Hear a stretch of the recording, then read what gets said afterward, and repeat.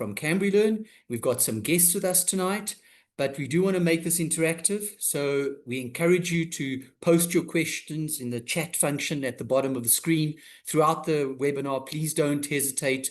If something comes up for you, post the question there. We've got a support team in the background to help answer you. We will have a dedicated Q&A time at the end. So we will be taking questions and addressing concerns throughout.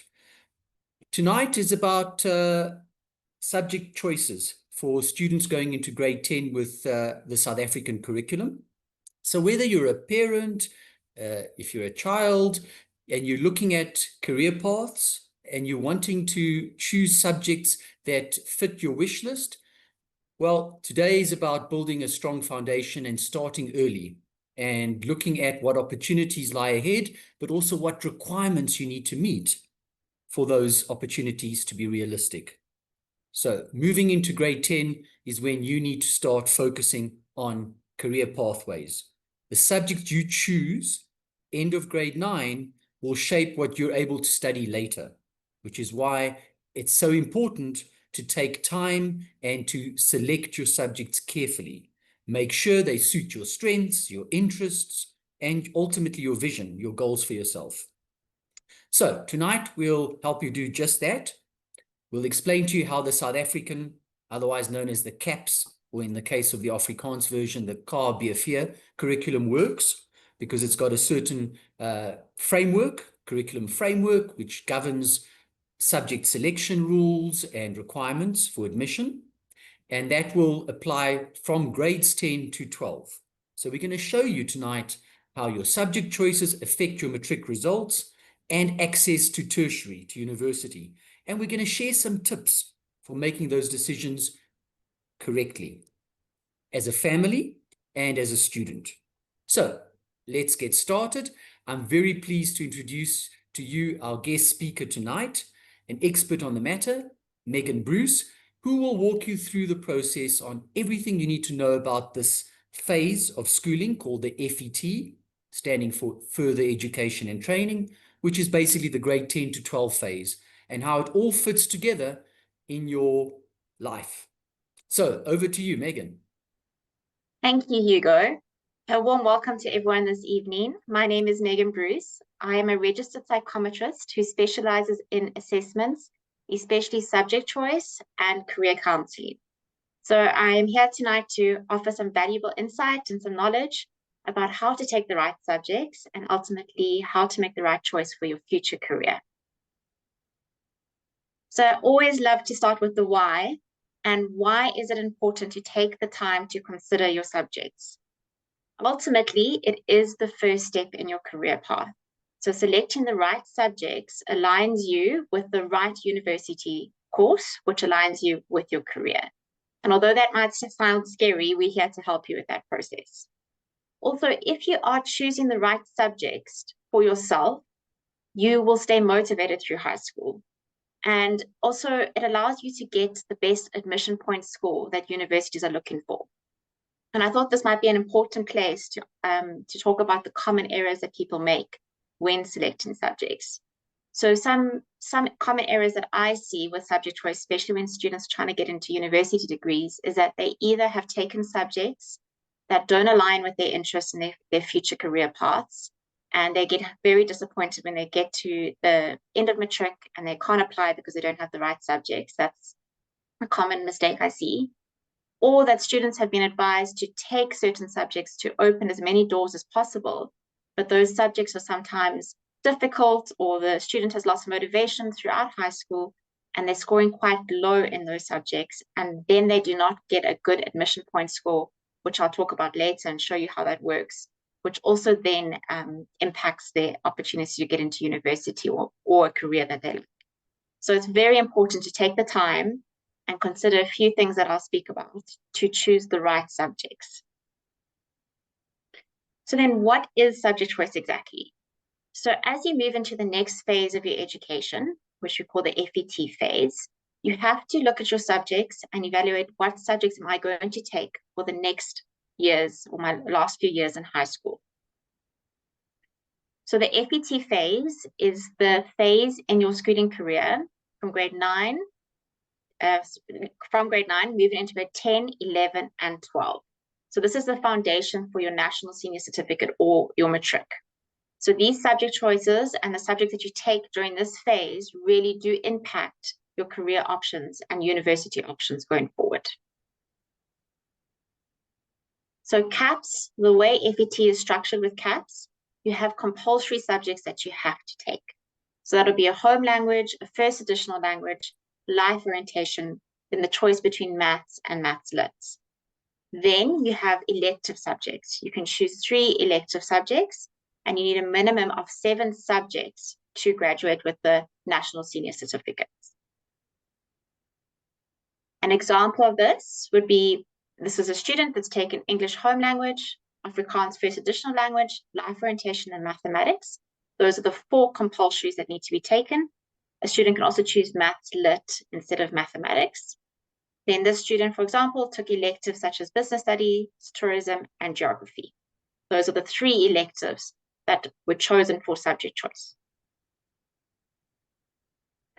So the electives that are offered by CambriLearn include accounting, business studies, life science, physical sciences, geography, history, consumer studies, tourism, and CAT, which stands for Computer Applied Technology. And we'll have some of the teachers talking through the subjects and subject content a little bit later on in this webinar. So these are the electives students can choose. There are some requirements in order to take certain subjects. So you require a minimum of 65% for mathematics in grade 9 to take mathematics in grade 10. And it's the same requirement. You need 65% minimum for mathematics and physical science to take physical science in grade 10. So if you need maths to take physical science, that is because of the physics component of physical science where there is maths involved. So when it comes to subject choice, I'm going to move this aside, we need to look at and consider a few things. We need to consider what is your performance in grade 9, what are your marks looking like, and what are your strengths. That is extremely important to understand. What am I strong at and what do I enjoy? Then, although I know it seems like early days, we need to look at career aspirations. And often I ask students, what is your dream career? What have you thought about doing? I often ask, what haven't you? What have you thought about not doing? What don't you like? So we need to consider that. We need to look at what am I good at? What are my interests? And what career aligns with my personality? And that's where I come in to assist by doing the assessments that I do. We look at interests, we look at strengths, we look at personality, and we work backwards to a future career and look at what universities are currently looking at. Another very important thing to consider is the workload of each subject. So that takes some reflection and some investigation and talking to teachers and talking to experts and understanding what is the workload of each subject. Will I manage? Will I have enough time? So that is extremely important to consider. And then, of course, consult for guidance. There are so many people you can chat to, whether it be your teachers that you currently have, it could be older siblings, it could be cousins, it could be me as a specialist, and ask the questions you need to know. Ask, what does that subject entail? What does that look like when it gets to grade 12? Are there certain projects? Are there certain requirements that I need to meet? Are there portfolios that I need to do? So these are some very important considerations.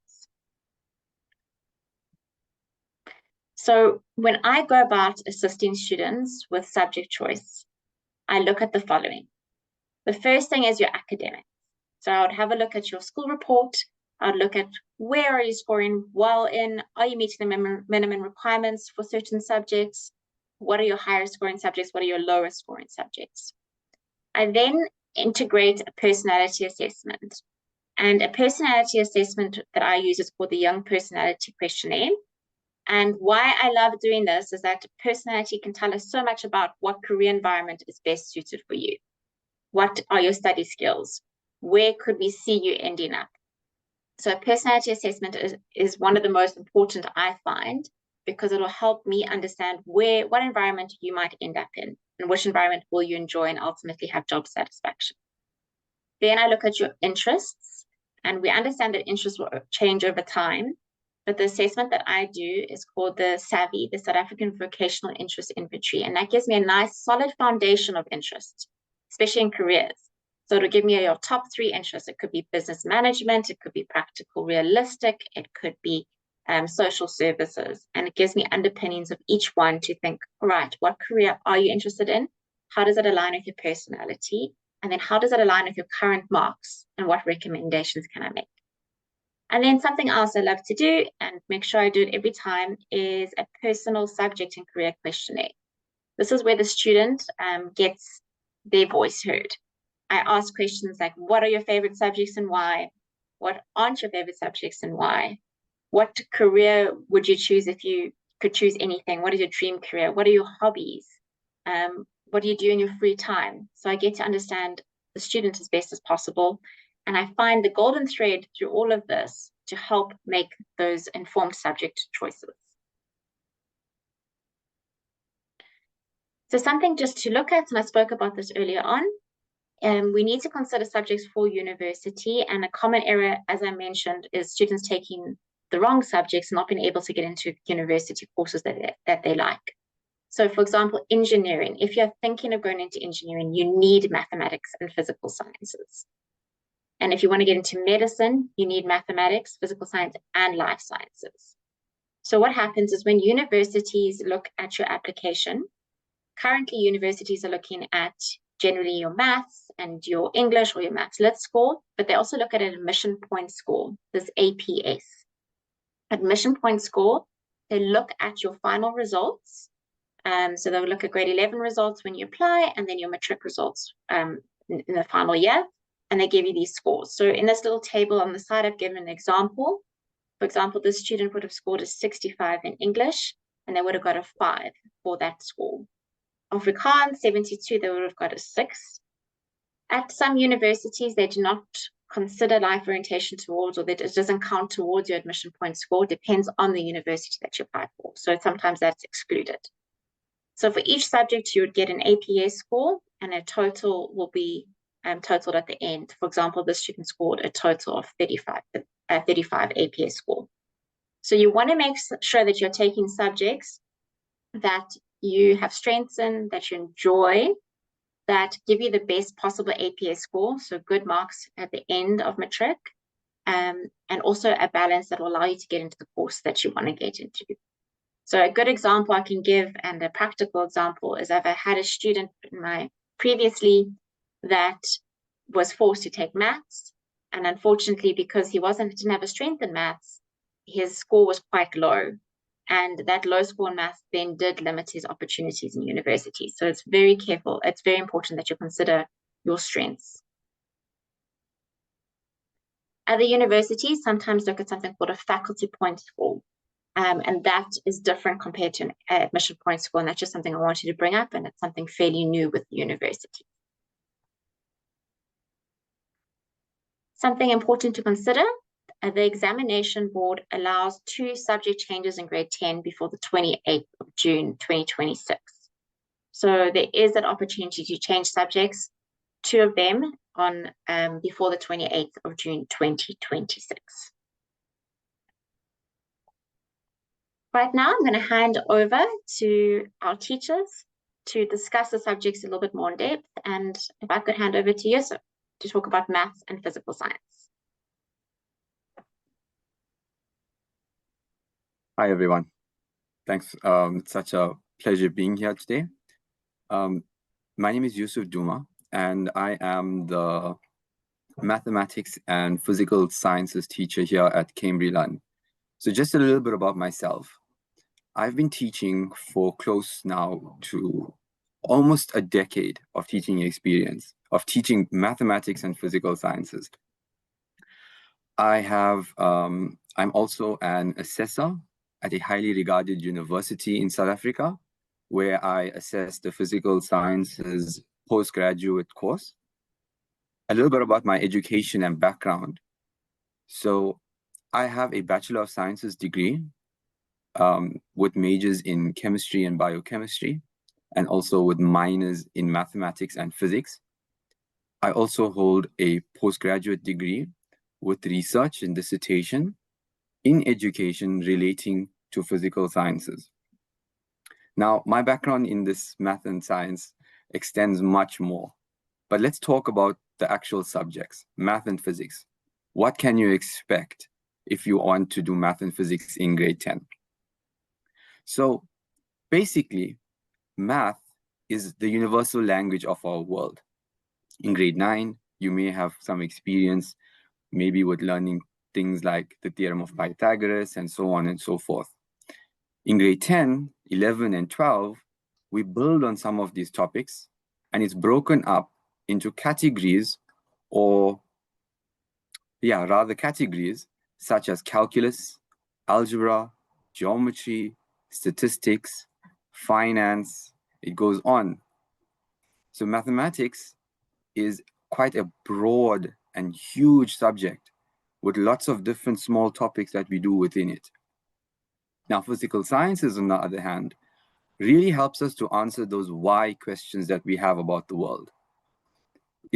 We study things like the laws, for example, Newton's laws of gravity, Newton's laws of motion. We look at chemistry, we look at atoms, molecules, bonding, and we use the mathematics that we studied in grade 10, 11, and 12, along with the physics principles that we are studying, to calculate, to do calculations, make predictions about the world around us, and just to make sense of how the world behaves. Now, math and physics work together. As Megan mentioned earlier, you cannot do physical sciences without doing mathematics. Now, in terms of job opportunities, if you are choosing math and physics, then some of the job opportunities, as Megan mentioned earlier, could be things like engineering. You have a lot of prospects in engineering, for example, structural engineering, chemical engineering. There's a whole lot of engineering that you could look at going into. You also have medicine. You could also go into research fields, such as being a biochemist, a chemist, a physicist, a mathematician, and you could look at things like spending time at university, doing research and earning a doctorate, and so on and so forth. Now, it's really important before you make this decision on the subjects that you choose to explore, look at your strengths, your weaknesses, find something that you're passionate about, and make an informed decision that's going to benefit you when you go to grade 10, 11, and 12. Thank you so much for having me. It's my pleasure now to hand over to my colleague, Gavin, who will take you forward in this. Thank you so much. Thanks so much, Yusuf. Good evening, everybody. And thank you so much for the opportunity to be part of this important conversation this evening. My name is Gavin Towson. I've been a teacher for over 15 years. My background is rooted in natural sciences and technology, but in recent years, I've had the privilege of specializing more in the coding and robotics education. I also teach mathematical literacy, and I'm here to share just a little bit about what the subject offers and how it fits into the bigger picture of subject choices and future pathways. So, mathematical literacy, or also known as math lit on the streets, is often misunderstood as a lesser form of maths, but that honestly couldn't be further from the truth. It's not an easier subject, but it's a different one, with a focus on applying mathematical reasoning in real-world context. The aim is to give learners the tools that they need to make sense of the numbers, data, and decisions they'll encounter in everyday life and the workplace. We cover a range of practical topics: managing a personal budget, understanding interest rates, analyzing data from graphs and charts, interpreting bills and payslips, converting between units, planning trips using distance and time, evaluating financial options like loans, and much more. Everything is framed in authentic, relatable scenarios, and while the content is different from that of pure mathematics, it still requires effort, logical thinking, and attention to detail. Learners are expected to reason, reflect, make informed decisions, and communicate their understanding that they are their understanding skills, sorry, that are highly valued in both the job market and the higher education sector. So what can we study after school if you take mathematical literacy? Well, there's quite a lot actually, especially in fields where applied numeracy is important, but advanced algebra or calculus is not required. If you pass with the right level of achievement, MathLit is accepted in many tertiary courses. Some examples of fields where learners with mathematical literacy are eligible to study include psychology, sociology and social work, education, business management, marketing and sales, hospitality and tourism management, public relations, journalism and media studies, entrepreneurship and small business development, office administration, human resources, graphic design, creative arts, paralegal studies, and there's so much more. Many qualifications in the humanities, education, business, and creative sectors do not require pure maths, but still expect you to be numerate, responsible, and confident with real-life problem solving. And this is exactly where MathLit shines. Of course, if you're planning to go into a field like engineering, medicine, actuarial science, or architecture, mathematics is a non-negotiable requirement. That's why making an informed choice in grade 9 is so important. It's about understanding your strengths, being honest about your challenges, and aligning your subjects with your realistic goals. What I love about teaching mathematical literacy is seeing learners develop the confidence to make sense of the world around them. It's a subject that meets you where you are and shows you that maths is not just something to survive at school, but rather to give them skills that empower them in real life. So if you're a learner who prefers practical, context-based problem solving, and you're not aiming for a mathematically intensive degree, mathematical literacy may be the perfect fit for your journey. You'll still need to work hard though, apply yourself, engage deeply with the content, and you'll be learning maths that actually makes sense in your world. Thank you so much for your time. I will now be handing over to my awesome colleague Janine to speak about geography and tourism. I'm Janine, and I'm so excited to be helping you guys learn about your possible options going forward into grade 10. It's very exciting. It might seem scary, but let's look at it as an opportunity of how we're going forward. So whilst you're choosing your options for grade 10, you need to think about, as we said, what interests you and what kind of learner you are and where you see yourself in the future. It's super exciting, and I'm going to tell you about myself quickly. So I have 14 years of teaching experience. I have a background in environmental and geographical sciences, politics and history. I've been teaching geography, tourism, and history for, again, the last 14 years. And I have been for the last 6 years doing matric marking for geography and tourism. So let's chat about the subjects a bit. So why choose geography? Let's start with geo. So geography is all about understanding how the earth works, systems. Its physical features such as mountains, rivers, climate systems, weather systems, and how we as a society interact with those natural environments. So what you'll learn about in geography, just very minor, there's lots more, but natural disasters, climate change, population growth, development, sustainability. Why is geography important? Well, it teaches you to think critically about the real world situations that we're currently facing, such as water scarcity, energy options, and sustainability, urban growth, and environmental management. We only have one Earth. It also will help you become a responsible global citizen, which is key in the CAPS outcomes. And so you can understand how locality and individuals can impact and affect the entire planet.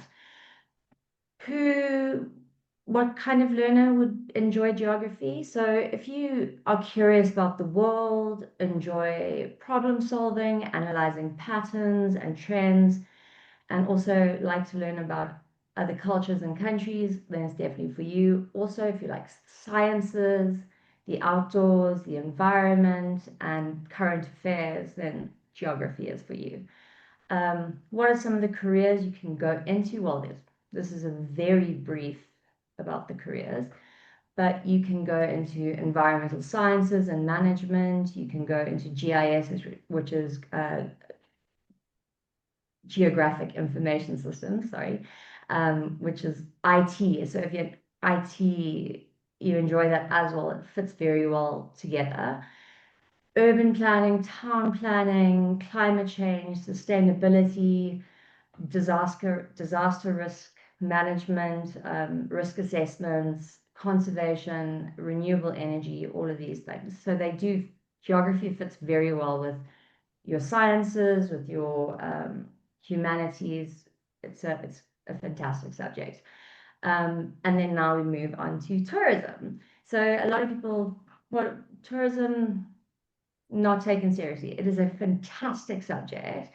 It opens doors everywhere. It really does. And it fits very well with geography, which I will finish off with. But tourism teaches you how the industry works, how tourists behave, how to promote travel and tourism, how tourism impacts economies, cultures, and the environment. So you will learn about, again, briefly, travel planning, icons, global icons, marketing, advertising.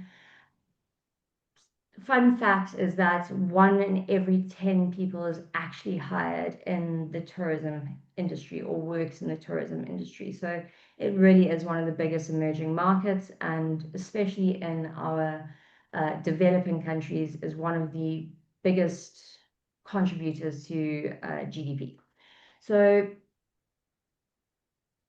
it encourages people to also appreciate cultural diversity. It helps break down cultural barriers that might have been there before. Learn. There's a quote that I like is to get over fear of other things is to travel. So travel helps you understand the world and, as I said, break down cultural barriers. So what kind of learner will enjoy it? Very similar to geography. Those who love to travel, to learn about new places, to interact with people, or students who want to work in hospitality, customer service, or marketing and advertising. Some of the career options or paths are travel consultancy, hotel and lodge managers, game rangers, ecotourism guides, marketing events coordinator, airline, yachts, cruise ships, which are great for a gap year if that's what you feel you'd want to do. And then also entrepreneurship, sorry, stumbled my word there. But now, geography and tourism are a powerful combination together. So if you choose them together, you get a strong foundation in understanding the physical world and how people move through it. They work hand in hand to help you analyze how tourism depends on geographical features, coastlines, mountains, cities, etc. Understand environmental impacts, and also prepare you for careers that require both analytical thinking and people skills. So final thoughts on my geography and tourism, I love these subjects, are that it opens up the world to you. So literally, whether you want to help solve global problems, explore new places, build a career in as I said, one of the biggest growing industries, emerging industries being tourism, both these subjects will be able to give you the tools to understand your environment, connect with people, and plan for a future filled with opportunity. So if you're passionate about the planet and people, this could be a perfect pairing for you to choose for grade 10. I'm going to pass back to Hugo now, who is going to chat to you about the tools and resources going forward. Thank you. Thanks so much, Janine. And thank you also to Yusuf and to Gavin. Wow, I think I added it all up. The experience totals almost half a century together of teaching. So you can see we have very experienced staff, and I can see their passion for their subject matter and for their profession. It comes right through. Thank you so much. It was a real pleasure to hear about your fascination in your own subjects and your joy in teaching them. So we have some toolkits to share with you tonight, and that's what Janine was alluding to, and we'd love you to make use of those. You can see a QR code on your screen right now. If you'd like to download a subject selection info pack to help you make those decisions and to guide you through the process of subject choice, please use your phone to scan it and click on the link and follow the steps. You can also book a one-on-one free consultation for academic guidance from one of our CambriLearn success consultants. So we're here to help you. I know this can be a bit of a tough decision to make, but this toolkit is packed with explanations, with tips and support resources.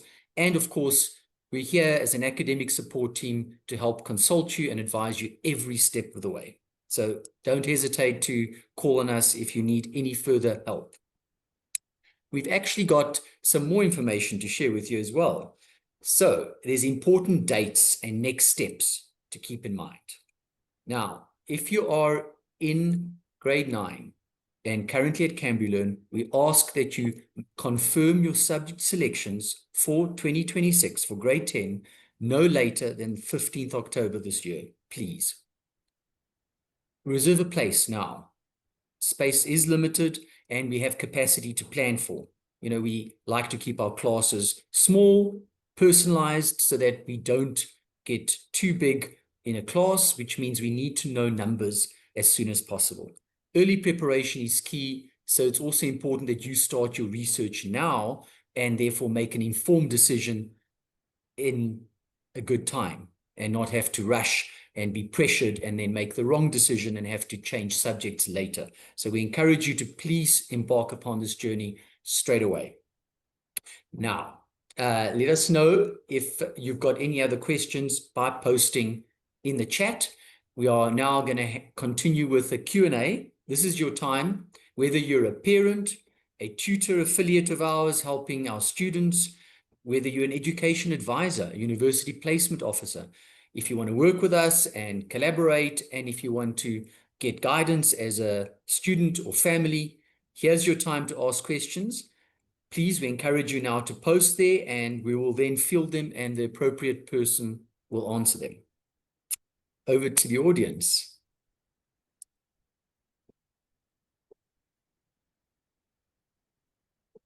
I have already, while we wait for some questions, my son is strong in history.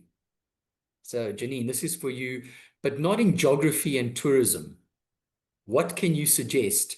I should hasten to add here, I'm posting this to Janine because Janine scored top in the world for A-level history.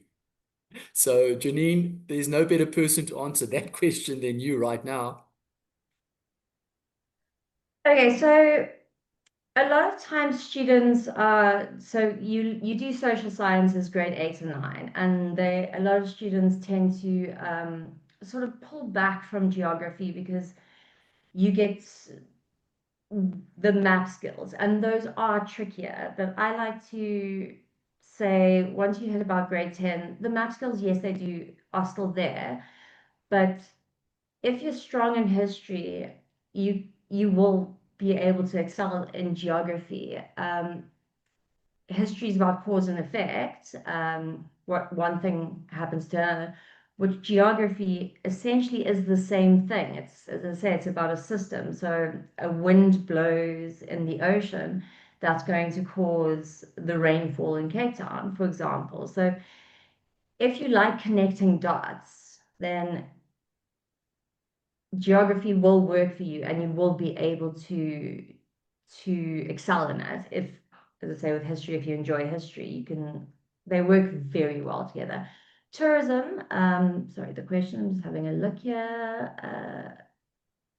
Tourism, well, it's not a subject in grade 8 and 9, but it's a super fun subject, works really well with history and geography, and is really a subject that you can bboost your marks up and get that distinction in grade 12 to get your overall percentage when you apply to universities up, sorry, in general, as well as it opens up doors for, as I say, if you want to take a gap year for yachting or cruise ships, any of those things, and also if you're really into like ecotourism. So just because you are not strong in grade 9 at geography does not mean that you cannot excel at it from grade 10 to 12 in the FET phase. I hope that answers your question. Thanks so much, Janine. I'm now going to call on Cecilia, actually our founding principal, to answer another tricky question. What is the difference in the commercial subjects between accounting and business studies? So I don't know if you want to, oh, there we go. Hello, Cecilia. Yeah. Lovely Thank you to very see much. you. Cool. Thank you, Hugo. So, okay, so in terms of the difference between accounting and business studies, so business studies focuses on the entrepreneur. So the entrepreneur, what skills, what characteristics the entrepreneur needs, the factors of production, how you go about starting a business, the risks involved in starting your own business, the different departments that make up a business. So you would look at the HR department, you would look at marketing, you would look at the finance department as one of the departments of a business. So it's the entrepreneur and starting a business. There is a small part of accounting, I'd call it more bookkeeping, that forms part of business studies as a subject, but it's a very small part of business. Accounting, on the other hand, is you going into the numbers. So you're going into a bit of bookkeeping, so actual basic bookkeeping, and learning about the debits and the credits, preparing your income statement, preparing your balance sheet, the notes to the financial statements. So it's much more number driven, and business studies is more essay driven. So that's why students who want to take accounting should take math as well. Because they need to use their math knowledge to help them with accounting. Both subjects that complement each other very well. I say that accounting is one of the most underrated subjects, because I believe even if you become a doctor one day and you start your own practice, I mean, you still everybody needs to understand their own financial position. So I like punting accounting, but I mean, I am biased. Those are my subjects as well. So I hope that clarifies the difference. So much, Cecilia. Yes, it does. And it's great to have you on board, one of our, founder principals. So important person in our company. I do have a question for you, Megan. This is a really specialist question. I think it's valid. Lots of parents will probably be feeling this, Megan. What if my child has no idea about what they want to do? How would you, as an expert in this process, help them going about thinking about different career options? That's a very common question, and completely understandable. We, students are 15 years old, and it feels like a big step, and they're not expected to know exactly what they want to do. The way I approach a student like that is really just look at their strengths, look at their personality, look at those interests, and give them subject choices that will make sense of where they would like to go. I try to keep as many doors open as possible for them. So if they are, looking strong in maths and there's an inclination, just even slight, for like social service interests like nursing or medicine, then I'd make sure I do recommend those subjects, looking at their strengths too. What are their marks looking like? So I do try to look at it as a very holistic approach, and make sure that I don't close any doors, but we make sensible decisions for them. So I completely understand they're not expected to know all of that right now, but that's how we can all guide them. Myself as a psychometrist and educators, just giving them some advice on what those subjects can lead to. I hope that answers the question. Thank you so much, Megan. I think it does. And I suspected it was a common question. I think a lot of parents will find their children in that position. It's quite understandable. Gavin, question for you, sir, on CAT. I see. We no longer need to ask it, or maybe we can. Gavin, you willing to answer this? Can you give us a bit more detail? What does CAT involve exactly? Sure. Well, look, I don't teach CAT as my particular subject. What I can tell you about CAT though is that it leans far more into basic use of the computer that the average normal everyday person is going to use on the daily basis. So things like, your word processing, how to actually navigate through PowerPoint, how to work Excel, understanding that program in its, in all of its dynamics. You basically learn the ins and outs of Office. You basically learn how to, improve on your typing skills and, specific use of the internet. I imagine that in the nowadays, they obviously go further into the available technology that we have today, and the available resources that are available today for kids that are going to be using the computer on an everyday basis. But I do think that the majority or the bulk of what kids are going to learn during CAT is, how do I use this machine in front of me in almost every single thing that I'm going to do in any career. And again, that is just that is just what most people generally use the computer for, where they log in, they know how to change the settings that need to be changed, they know how to use the Office programs that need to be that reports need to be made, or data needs to be analyzed on Excel, or a massive presentation needs to be done at work, so they know how to navigate PowerPoint. Those are the kind of things that you definitely are going to learn in CAT. Thank you so much, Gavin. That actually made it very clear. Now, even I know what CAT involves.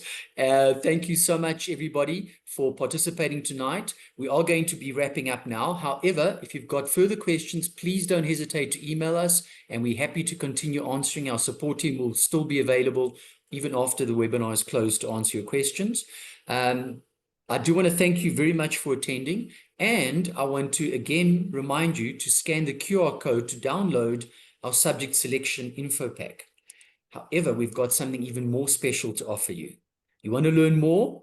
This QR code will allow you to book an assessment with Megan, and it actually is being offered at a preferential price tonight. An incredible 700 Rand for CambriLearn students only for this subject selection assessment, which is actually an incredibly good deal. So you're welcome to contact Megan directly on her email, which is on screen at the moment, or to visit CambriLearn on our website or our socials. The links will be posted there as well. Otherwise, please use your phone, scan the QR code, click on the link, and you'll go through to a request to be assessed by Megan and to be assisted in this matter.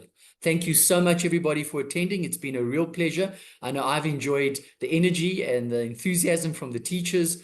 I wish I were back at school. Thank you. Have a wonderful evening. Thanks for joining us. This will be on recording and will be available later. Goodbye.